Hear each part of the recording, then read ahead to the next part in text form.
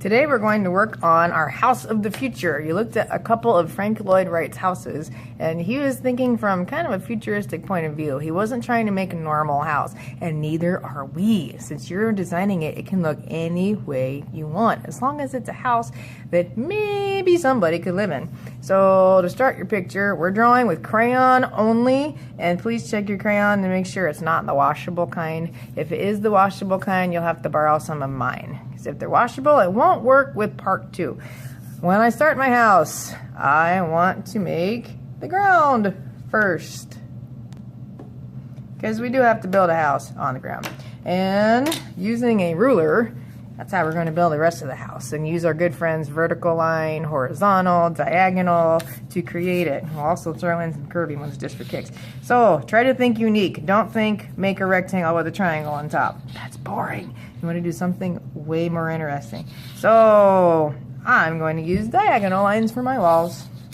And I think I'm going to use some diagonal lines for the roof. That's normal, except for this part.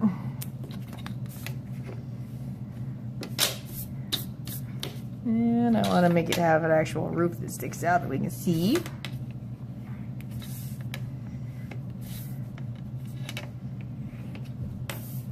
Then I'm going to need some things like windows, doors. Once again, think unique.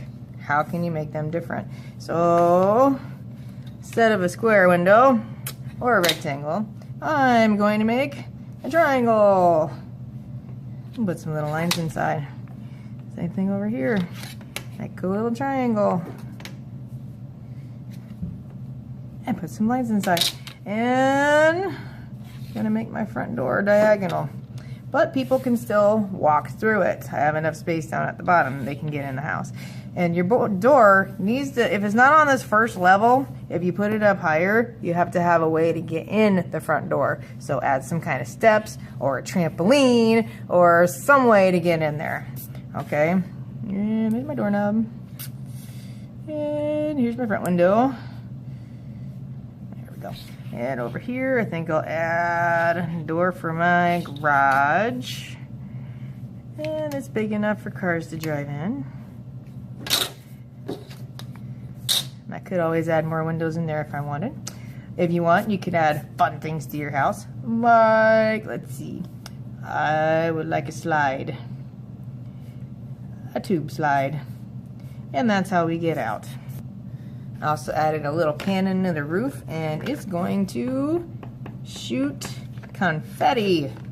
Because wouldn't that be fun to be sliding down a slide to get out of your house, and the confetti cannon shoots confetti out of your house? Think about what can you add to your front yard? What can you add beside the house? So I added a driveway, some stepping stones, a bird bath.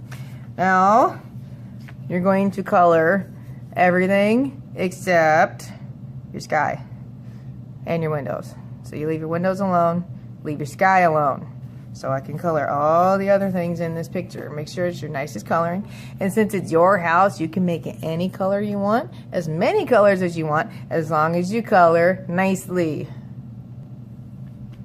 And now my whole house is colored except for the sky and the windows.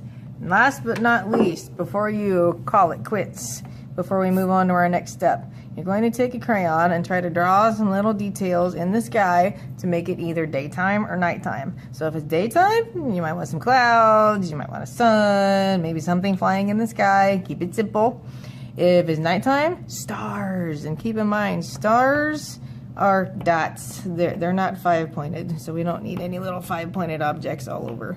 So you can always put it in the stars, put it in the moon with a white crayon. I know you can't see what I'm drawing. That's okay. We're going to do a little magic trick with our watercolor paint to make our objects reappear later.